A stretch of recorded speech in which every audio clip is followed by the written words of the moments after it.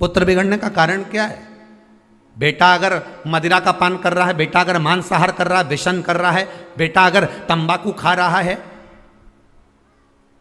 कुछ गलत खा पी रहा है, तो उसमें किसी दूसरे का दोष नहीं है, दोष अपना है। दूसरे को दोष मत देना कभी भी, दोष तुम्हारा है। पहली बार गलत काम करके आया था, उसी दिन मां मुख पर 2 धर के देती, पूरे तन के कपड़े उतार देती, नग्न अवस्था में ले जाकर बाहर चौराहे पे खड़ा कर देती और वहीं रख रख कर मारती। बेटे की हिम्मत नहीं थी कि दूसरी बार गलती कर देता, पर मां तो आई, गलत काम करके आ गया, तेरा बाप देखेगा, तेरा पिता देखेगा। मां ने और कम्बल लाकर डाल दिया, रजाई डालकर उसको सुला दिया। जैसे ही मां ने रजाई डालकर सुलाया, बेटे ने सोच लिया कि मेरा पक्ष लेने वाली मेरी मां है, तो बेटे ने भी गलत काम प्रतिदिन करना प्रारंभ कर दिया। जब आप पक्ष नहीं लोगे, गलत काम को सामने प्रकट कर रख दो कि इसने गलत किया है,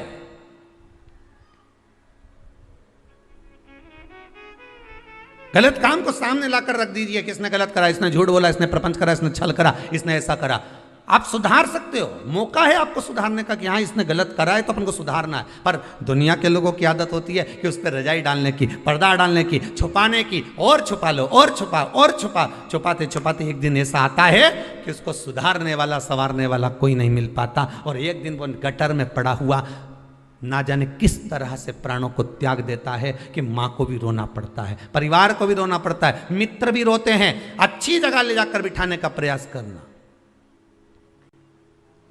एक भंवरे ने गोबर के कीड़े को ले जाकर फूल पर बिठा दिया, फूल में से चला चला तो माला में पहुंच गया, माला में से चला चला तो भगवान के गले में पहुंच गया, गले में से निकला तो विसर्जन के लिए गंगा के जल में पहुंच गया।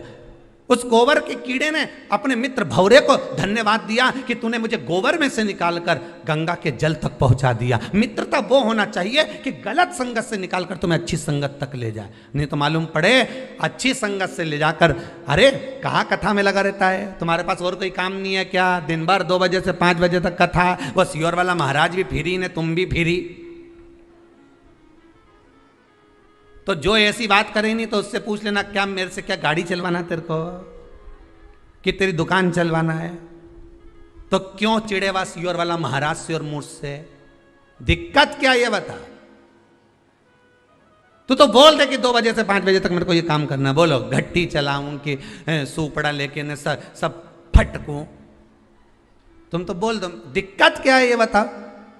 तुम तो पूछो, जो बोले नहीं तुमसे बार बार बोले, बताओ इनके पास तो कोई काम नहीं, ने 2 बजी नहीं ने कथा चालू, इनके पास कोई काम नहीं, बस मोबाइल उठाया नहीं और इन्हें कथा देखना चालू करी। तो बताओ नहीं कई करूं मैं, बोलो तो कहीं माथा भड़कू दीवार से, नहीं तुम तो बोली तो।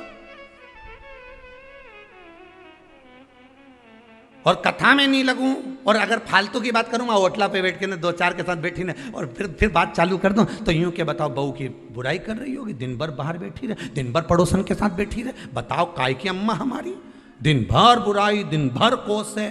तो इससे तो अच्छा है कि 2 बजे से 5 बजे तक कथा सुन, और 2 से 5 की कथा के चक्कर में पड़ोसन भी नहीं आए, उसको मालूम है कथा में बिठा देगी, 5 बजे तक चाय भी नहीं पिलाएगी, तो वो भी नहीं आया। उसने कहा, और 5 बजे के बाद उसके घर पे वैसे ही पूरा परिवार आ जाए तो वो निकलना पसंद नहीं करे। अभी भगवान ने कितनी अच्छी तुम्हारी दिनचर्या कर दी, सुबह से उठो, काम काज करो, 12-1 बजे तक बढ़िया काम काज करके, भोजन वोजन करके, बर्तन वर्तन सब धो धुआ के न ओंधा करके, और जैसे ही सोने का समय आए न 15-20 मिनट ने जो टिकिया, इतना में तो 2 बजे तुरंत गई, चाय बनाई, थोड़ी सी पी, 1:45 बजे, और चाय वाय पी के सबके दे दुआ के, और बढ़िया अपने बढ़िया प्रेम से जहाँ बैठती रोज सोफा पे, पलंग पे, जहां भी बैठे, गादी पे, चद्दर पे, जहां बैठे, मैं आराम से टिक टुका के बैठ के, और रिमोट लेके ने एसी चालू करे ने किसी के जैसे गोली मारी रही हो तुरंत।